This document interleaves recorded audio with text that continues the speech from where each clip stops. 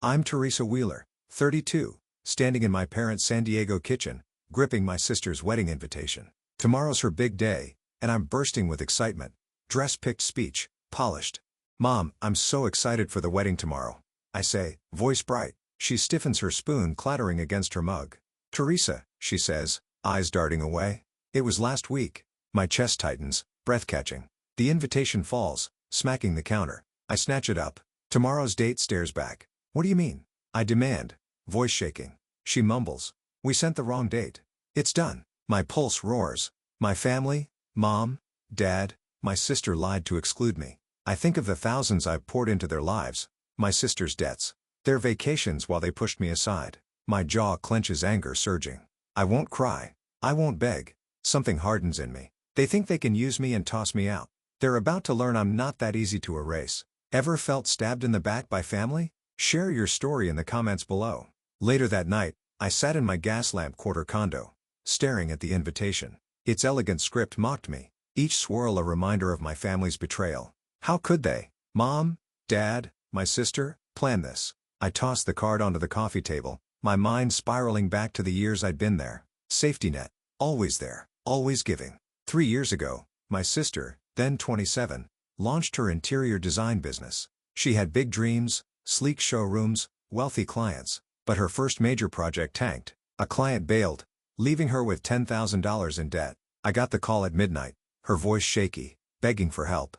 I'll pay you back, she swore. I wired the money the next day, no questions asked. She never mentioned it again, not even a thank you. I brushed it off, thinking that's what sisters do. Then there was Mom and Dad's house. 2 summers back, their suburban San Diego home needed repairs. Leaky roof, cracked foundation. $30,000, they said, or they'd lose it. I covered it, dipping into my savings from years of late nights as a tech project manager. Dad mumbled something about gratitude. Mom just nodded. I thought it brought us closer. Wrong. They never invited me to their Christmas parties, those loud, crowded gatherings where neighbors swapped stories over wine. You're too busy, Mom would say, her tone sharp. Too busy or just not wanted. Last Thanksgiving was the worst. I'd driven 3 hours to join them only to find the house empty. We're at the neighbors, my sister texted, no invite attached. I stood on their porch, keys dangling, feeling like an intruder in my own family. I'd funded their lives, debts, repairs, even their anniversary trip to Napa. But I was always the outsider, the one they called when checks bounced, not when they celebrated. My phone buzzed, snapping me back. It was Claudia Page, my cousin, 38, a freelance journalist who always had my back. Teresa, you okay? She asked, her voice soft but urgent. I told her about the invitation, my words tumbling out. She sighed. I didn't want to be the one to say this, but they planned it. Your sister insisted you'd overshadow her day, your job, your confidence. Mom backed her up. They sent the wrong date to keep you away. My grip tightened on the phone. Claudia's words burned, each one a shard of glass. My sister, the one I'd bailed out, thought I'd ruin her wedding. And Mom, who'd taken my money, agreed. I paced my condo, the city lights flickering outside. Every memory stung sharper now. Every ignored call. Every snide remark about my fancy career. I'd been their bank, their fixer, but never their equal. Claudia stayed on the line, her voice steady. You don't deserve this, Teresa. What are you going to do? I stopped pacing my reflection, staring back from the dark window. They thought they could erase me from their perfect day. Fine. I'd show them I wasn't just their fallback plan. I'd show them who really held the power. The next morning, I drove to my parents' house. My hands clenched, the wheel heart pounding from last night's truth. Claudia's call had ripped the veil off my family plan to exclude me. I parked in their driveway, the 2-story house, a quiet backdrop for the storm I was about to unleash. I wasn't here to plead. I wanted them to face what they'd done. I banged on the door, each knock sharp. Betty Wheeler, my mom, 58, opened it, her eyes widening. Teresa, why so early? She asked, voice tight. I pushed past her into the living room where Gerald Wheeler, my dad, 62, sat with his coffee eyebrows raised. My sister, Vicky Wheeler, 28, sprawled on the couch, scrolling her phone. They all stilled as I stood, arms folded, staring them down. Why did you lie to keep me from the wedding? I asked, voice like steel. Vicky's head snapped up, her eyes narrowing. Mom started, Teresa, let's not, but I cut in. No, you sent a fake date. Wise silence choked the room. Dad set his cup down, avoiding my gaze. Vicky tossed her phone aside, sitting up. All right, she said, voice dripping with defiance. I didn't want you there. You always steal the spotlight. your tech job, your confidence. It was my day, not yours. Her words stung sharp and raw. My sister, who I'd pulled from financial ruin, thought I'd overshadow her. I've given you everything, I said, my tone low controlled, and you repay me by cutting me out. Mom stepped between us, her face hard. Teresa, you're too independent. It makes us feel inadequate. Vicky deserved to shine. Her defense was a knife twisting deeper. Dad just sat there silent, his eyes on the floor, complicity in his stillness. I turned to him. Dad, you let this happen. He shifted, muttering. It's not that simple. Not simple. They'd erased me from a day I'd planned to celebrate, and he had nothing to say. Every moment I'd been their lifeline, money, time, loyalty flashed through my mind. They'd taken it all, then pushed me aside like I was nothing. My hands balled into fists, but I kept my voice even. Yelling wouldn't change them. I'm done being your fallback, I said. Eyes locked on Vicky. She smirked, leaning back. You're blowing this out of proportion, she said. Mom nodded, her voice softer now.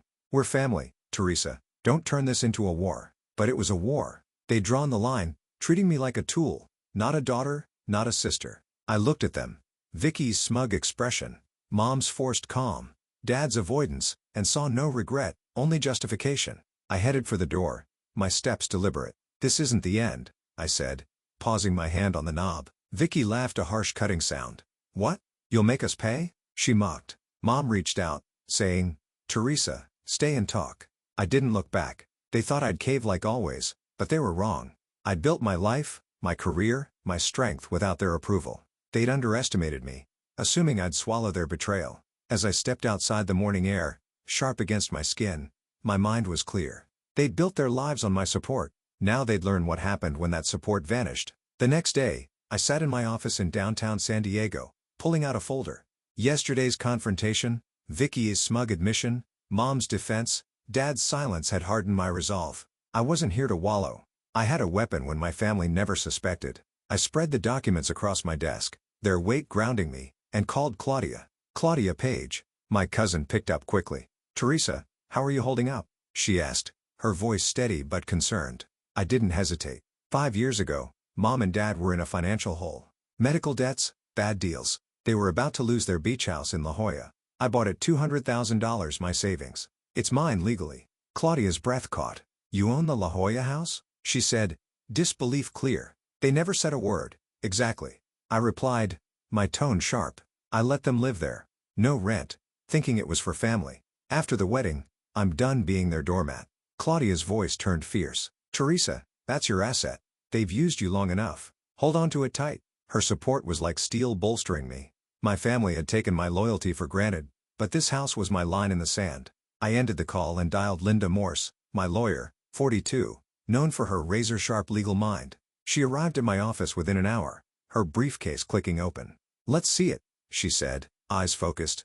I slid the folder to her deeds, contracts, proof of my purchase. She flipped through, her expression, unreadable at first. This is solid, she said, finally, holding up the deed. You own it outright. No encumbrances. They have zero claim. My shoulders relaxed and not loosening. They act like it's theirs, I said. Living there, using it like they own it. Linda's eyes met mine unflinching. Legally, they're tenants at best. You want to assert control? I can prepare notices today. Eviction if needed. Her confidence anchored me. I'd poured years into my family, money, time, trust, only to be sidelined. This house was my leverage. My way to reclaim what was mine. Get the paperwork ready, I told her. I want it ironclad. She nodded, scribbling notes. I'll have drafts by morning. Claudia called again as Linda left. Teresa, I heard your sister's been hosting clients at that beach house, passing it off as hers. She said, her tone sharp. I gripped the folder, my jaw tightening.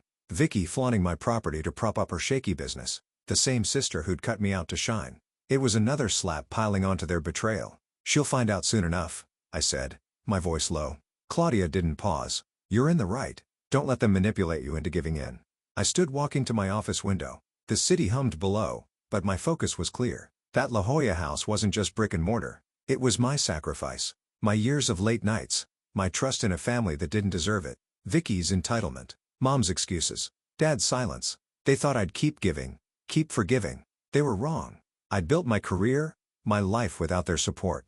These documents were my power, and I was ready to wield it. They'd pushed me out, but I'd make sure they knew I wasn't erased. A week later, I was in Robert Klein's office signing a stack of papers. My family's betrayal had left scars, but I was done being their lifeline. Today, I was severing every financial tie they'd exploited. Linda Morse, my lawyer, stood nearby, her calm presence steadying me as I took back control. Robert Clean, my financial advisor, B-Date, pushed a folder toward me. "These close the joint account you opened with your parents years ago," he said, his voice matter-of-fact. "The $15,000 loan your sister took out. It's now in Betty and Gerald Wheeler's names. They're on the hook. Not you."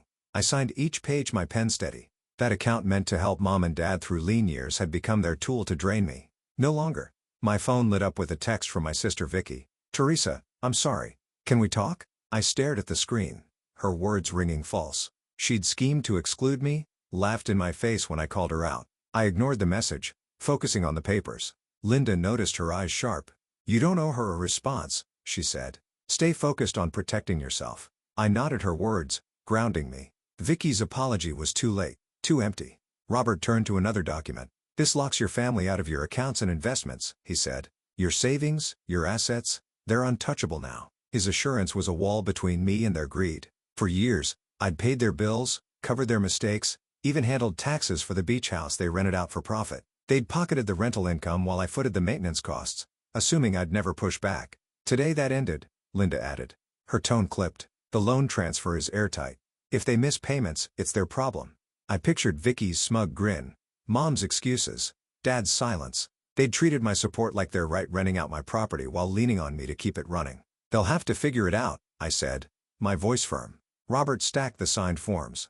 "You're completely independent now, Teresa. They have no access." Another text from Vicky buzzed in. "Please, I didn't mean to hurt you. Let's fix this." My fingers twitched, but I didn't reply.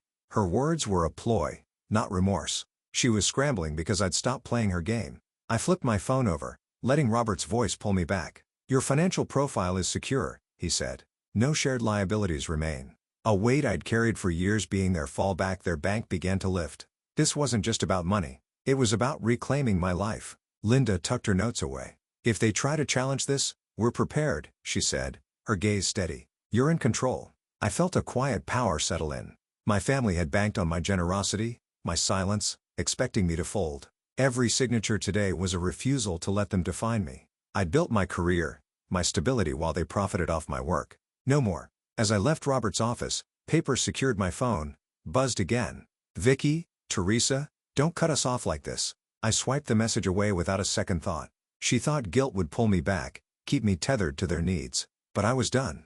They'd used my property's rental income, my money, my trust, treating me as a resource to exploit. Now, with every tie cut, I was free to let them face the consequences of their choices. 3 weeks later, Claudia called with news about my family. I was at home sipping coffee, the weight of recent weeks still heavy. Cutting them off financially had been my line in the sand, and now the ripples were hitting. Claudia's voice was tense. "Teresa, your sister's in trouble," she said. "Vicky lost a $50,000 design contract. She and Scott are scrambling to cover their bills." I leaned back, unsurprised. Vicky's business had always been shaky, propped up by my support until I pulled the plug. "They're feeling the pressure," Claudia added. "Scott's been asking around, trying to find new clients, but it's not looking good." I set my mug down, a grim satisfaction settling in. They'd relied on me for too long. My phone rang that afternoon. Scott Harper, Vicky's husband, 30.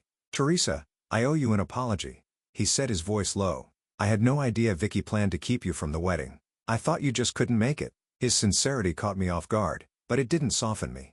"Scott, you're married to her," I said, my tone even. "You didn't notice her lies." He paused, then said, "I should have questioned it. I'm sorry." I didn't respond, letting the silence speak. His regret was real, but it changed nothing. They'd all benefited from my exclusion. Later, an email from Mom Betty Wheeler popped up. Subject: "Please, Teresa." I stared at the screen. Her name, a reminder of her excuses during our confrontation. I deleted it without opening it, my resolve firm. She'd defended Vicky, dismissed my pain. Her words now were just another attempt to pull me back into their mess. I wasn't budging. Claudia called again that evening, her tone darker. "There's more," she said. "Your family has been talking about you in the community. They're saying you're selfish, that you abandoned them for your career." My jaw tightened, anger flaring. Selfish. After years of bailing them out, covering their debts, their taxes, their mistakes. They were painting me as the villain to save face. "People are starting to ask questions," Claudia said. "Some believe them, but others aren't buying it." It's stirring up noise. I grip my phone. The sting of their betrayal cutting deeper. They couldn't control me anymore, so they were trying to ruin my name. I stood pacing my living room. The rumors hurt, but they also clarified things. My family wasn't just ungrateful. They were desperate to shift blame. Vicky's lost contract, Scott's late apology, Mom's email. It was all damage control. They thought they could guilt me, smear me, make me cave. But I'd spent years building my life, my reputation without their help. Their lies wouldn't undo that. Claudia's voice softened. You're stronger than this, Teresa. Don't let their gossip shake you. Her support was a lifeline, reminding me I wasn't alone. I thought of the community neighbors, colleagues, friends who'd known me for years. Some might buy the rumors, but others knew my character. My family's words were noise, not truth. I'd face the whispers head high and let their actions speak for themselves. They'd underestimated me, thinking I'd break under pressure. But I was done carrying their weight. They'd SWN lies. Now they'd reap the consequences. A month later, I was in a meeting when Paul Adams called from security. My heart sank as he said my family was downstairs demanding to see me. I excused myself and headed to the lobby of my downtown office, bracing for what was coming. Mom Betty Wheeler stood with Dad, Gerald Wheeler, and Claudia Page by the reception desk. Mom's eyes were red, Dad's face blank, Claudia's expression tense. Teresa, we need to talk, Mom said, her voice trembling. We're sorry. Can we fix this? I crossed my arms, unmoved. Their apologies felt like a last-ditch effort, not sincerity. Dad stepped forward, his voice low. We didn't mean to hurt you, he said. Let's put this behind us. I shook my head, their words too familiar. Too late. Claudia, silent until now, met my gaze, her eyes searching. Teresa, they asked me to come, she said.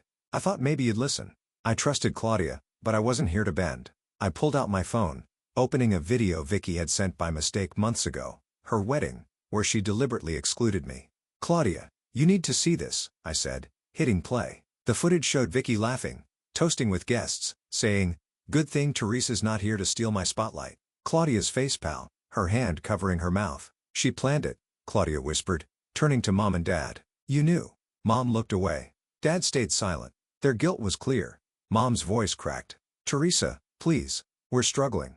Let us stay in the beach house just for a while. I stared incredulous. They'd rented out my La Jolla property for years, pocketing the profits while I paid the taxes and upkeep.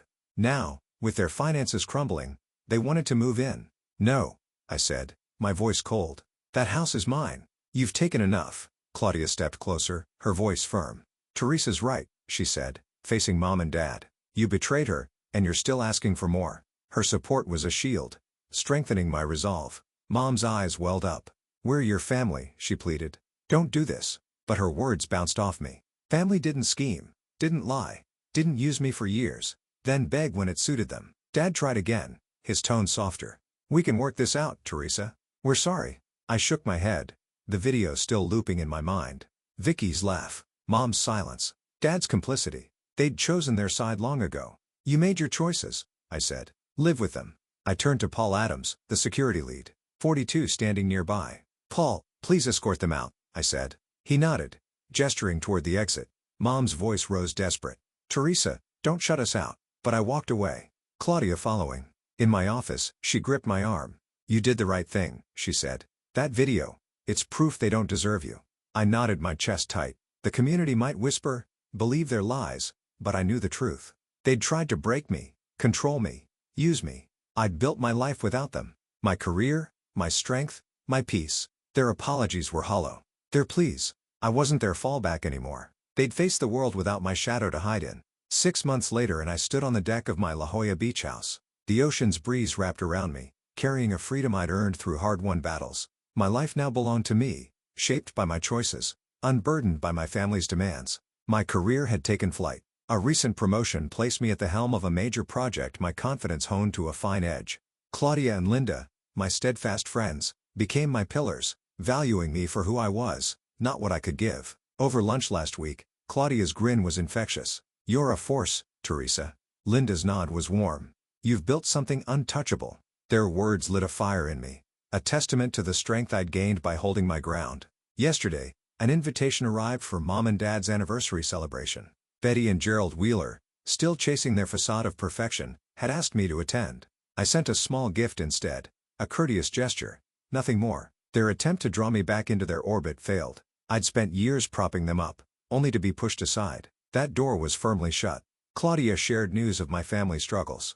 Vicky and Scott had moved to a tiny apartment, their finances crumbling after Vicky lost a key contract. Their social circle dwindled as allies turned away. Mom and Dad faced their own reckoning, their reputation stained by their own deceit.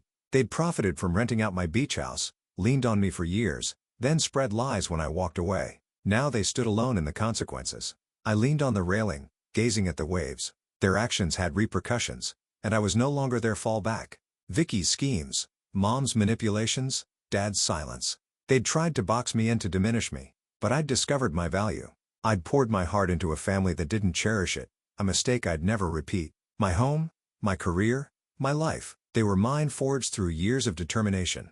As the horizon stretched before me, a quiet peace settled in. The sting of their betrayal lingered, but it no longer held me captive. Claudia's laughter from our last call rang in my ears, Linda's steady counsel anchoring me. I was surrounded by those who uplifted me, not dragged me down. My family's selfishness cost them their community, their stability. I chose myself and it brought me freedom. This journey taught me a truth. Your worth isn't what others take, it's what you create. I let my family define me for too long, but no more.